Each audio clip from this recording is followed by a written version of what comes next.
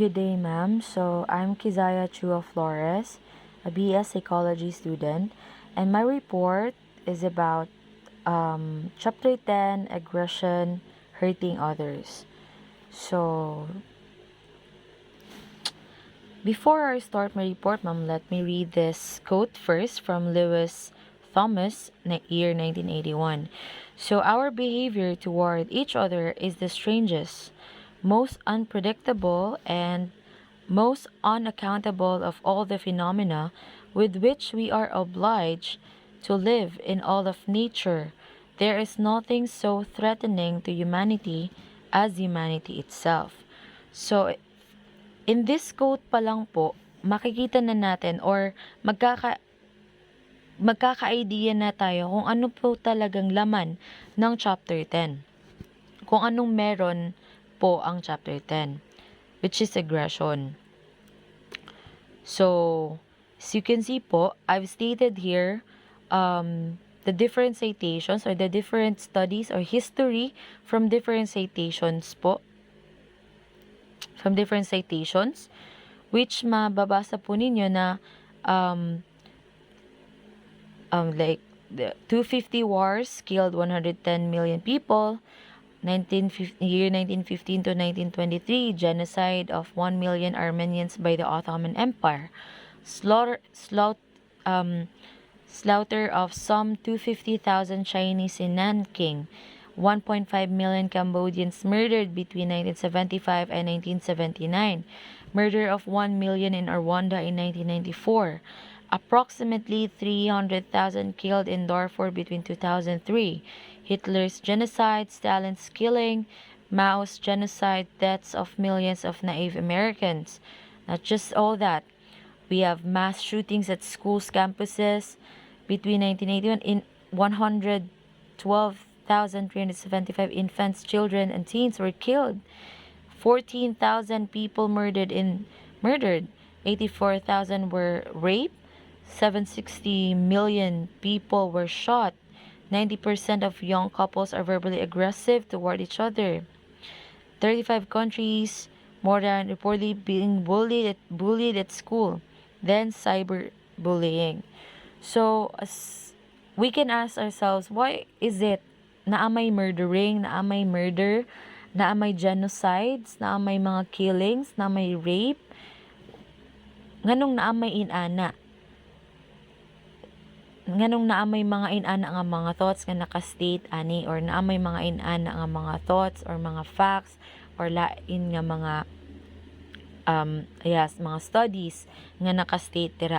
That is because gina-state diri kung unsay epekto aning aggression. Kung unsay epekto ani sa tao, kung mo trigger ni sa tao. So to proceed, let us know what is aggression. So, aggression is a physical or verbal behavior intended to cause harm. So, we have physical aggression and social aggression. So, from the word itself, physical aggression, so from the word physical, so it includes kicks, slaps, hurting someone's body. So, it's just hurting people physically. So, social aggression, since from the word itself, social, so naa diri ang threats, insults, gossip, bullying, and cyberbullying. So, sa mga psychologists, they also make a distinction between hostile aggression and instrumental aggression. So, ang kaning physical and social aggression can also be either to two, either hostile aggression or instrumental aggression. So when we say hostile aggression po, aggression that springs from anger, its goal is to injure. Then instrumental aggression that aims to injure but only as means to some other end. So we have an example here. So let's say, but before that, let me clear it. So hostile aggression, it aims to injure. Instrumental aggression, it also aims to injure but naay goal, naa siya'y gina-aim. So, we have an example here, terrorism and wars, of course. So, mga terrorists, so this is an example of instrumental aggression. Why? Because terrorism, or when it comes to wars, they use deadly weapons to kill their enemies or their opponents because of their goal na they want to win the war, or they want to win something, or they want to get something. It's like that. Bullying, this is an example of hostile aggression. Because they just want to injure someone. Murder, instrumental. Aggression as a biological phenomenon. So, instinctive behavior in evolutionary psychology. So, when we say instinctive, so likas na ugali. So, likas na ugali, it is an innate, unlearned behavior pattern exhibited by all members of a species. So, according to Freud, na ang human nature is a self-destructive impulse. So, self-destructive impulse. So, when we say self-destructive behavior, it is, you know yourself na it is not good for you. It can harm yourself physically and, let's say, emotionally, but you still choose to do it. But according to Lawrence, na it is adoptive. It is adoptive rather than self-destructive. But the two of them both agreed that it is instinctive. It is an instinctive behavior na likas na siya na ugali. Okay, nalikas na siya nga ugali. Next is neural influences. So researchers have found brain neural systems in both animals, humans, that facilitate aggression. So Adrian Rain and his colleagues used brain scans to measure brain activity in murderers and to measure the amount of gray matter in men with antisocial conduct disorder. They found that the prefrontal cortex, which acts like an emergency brake, or on deeper brains areas involved in aggressive behavior, was 14% less active than normal in murderers, including those who had been abused by their parents, and 15% smaller in the antisocial men. Another study found that more aggressive violent men had smaller amygdalas, abnormal brains, sleep deprivation. So in this slide po, neural influences, this only means that if our brain has been affected, so dira gyud jud pod nga mogawas gyud ning aggression. So pasabot diri nga kaning mga antisocial mga antisocial conduct disorder. When we say antisocial conduct, these are actions that harm or lack consideration for the well-being of others. Well-being of others. So, ginakuan diri ang gina-compare ang murderer ug ang kaning mga antisocial. So, mas kuan jud kaayo, grabe jud kaayo ka affected ang mga brain sa murderer kay mupatay na jud kaayo jud sila. Ang antisocial is mga maning mga races, mga gamake og noise environment, is like that. Then another thing is kaning mga affected pod ang amygdalas. So, when we say amygdalas, morning commonly thought to form the core of a neural system for processing fearful and threatening stimuli. So, isa po din na siya nga maka-trigger or reason nga na ay mga aggressive na mga tao. And another thing, sleep deprivation. So, this is our experience, 'di ba? Like kung wala tay tulog, like mo dyan namin tinato ginayungon nga ayaw ko hilabte kay wala ko'y tulog. So, lahi ra gyud kayo ang feeling nga ilabtan ka sa mga tao, like biklon ka tapos wala kay tulog. Inana siya. So, muna siya, sleep deprivation. Next is genetic influences.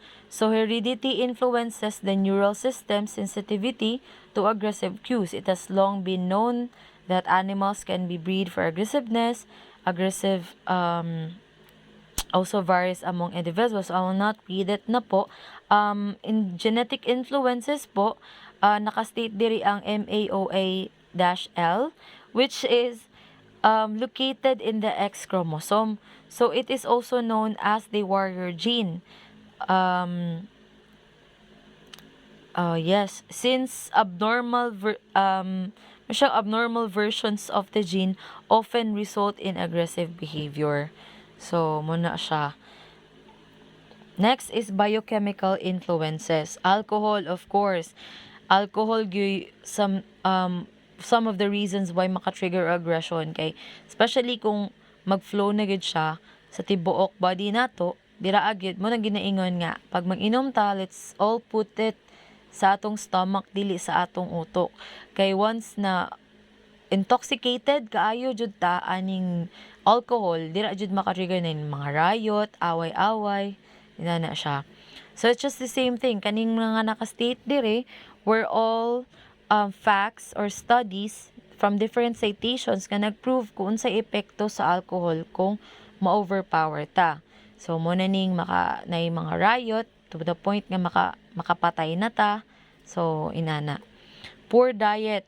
Poor nutrition can impact on concentration and learning and may result in episodes of violent or aggressive behavior. So this is so true because based on my experience, I've been diagnosed sa extreme anxiety. So I've always been attacked by my anxiety. Piminti ko ma-trigger and there's this Sir Sesuman na always told me na when he witnessed na I've been attacked by my anxiety, so sige siya gingon that moment kaya sa cafeteria na kuan ko niya, he told me na I should not eat this one, I should not drink this one because it can trigger my anxiety. So poor nutrition gyud maka-trigger gyud siya og aggression. Like pag wala tay kanang dili healthy ang atong ginakaon, nakadepende jud gihapon na siya sa atong pagkaon nga maapektuhan ang atong mental health. So aggression as a response to frustration. So first, psychological theories of aggression. Frustration aggression theory, the theory that frustration triggers a readiness to aggress. Frustration and grows. Okay, examples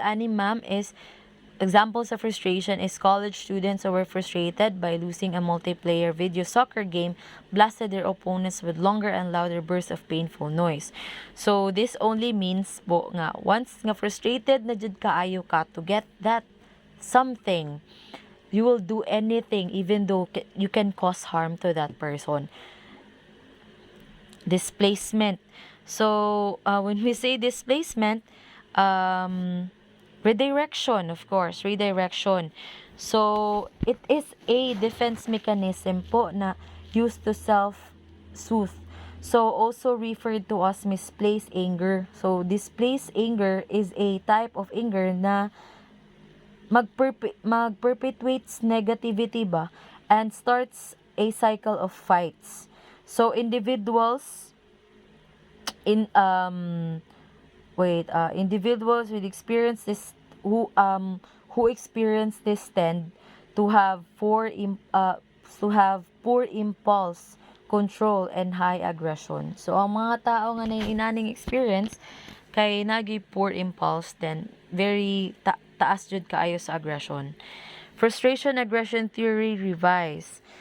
So, diri kani nga theory is gi-revise ni siya ni Berkowitz kay dili man gid sa tanan time nga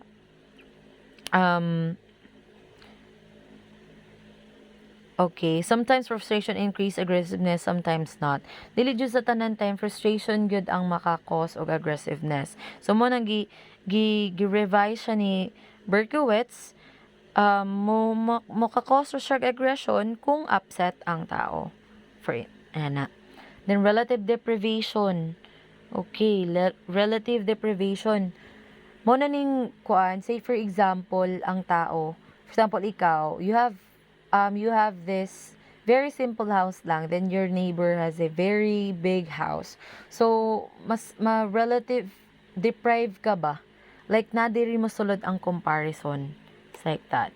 Aggression as learned social behavior. Theories of aggression based on instance frustration assume that hostile urges erupt from inner emotion which naturally push aggression from within. Social psychologists also contend that learning pulls aggression out of us. So, this only means that aggression can be directly learned through operant conditioning, involving positive and negative reinforcement and punishment. So, Bandura proposed the aggression can also be learned by the indirect mechanism of observational learning. So, social learning theory maintains that children learn through a process of imitation. Now, family. So, I will not read it na po. Pasabot lang diri nga we all know that everything will start yun na siya sa family. So if parents has if you have a punitive parents, so that only means na that has a very big impact na magka-aggressive na jud kay aggressive nga anak, like that. Culture, of course, dako pug kaayog influence ang culture sa aggression. There's an influence on aggression. So many factors exert influence on aggression. So these are the factors. One factor is aversive experiences, which include not only frustrations but also discomfort, pain, and personal attacks, both physical and verbal. Arousal from almost any source, even physical exercise or sexual stimulation, can be transformed. Aggressive cues, such as the presence of gun, increase the likelihood of viewing violence, television, playing violent, much aggression. So, these are the things that can influence aggression yun. Maka-trigger sa atong aggression. So, as sa atong makita diri kaning mga naka-state diri in order for us to avoid aggression, we need to avoid all of this. So, that's all my report, ma'am. And thanks for listening.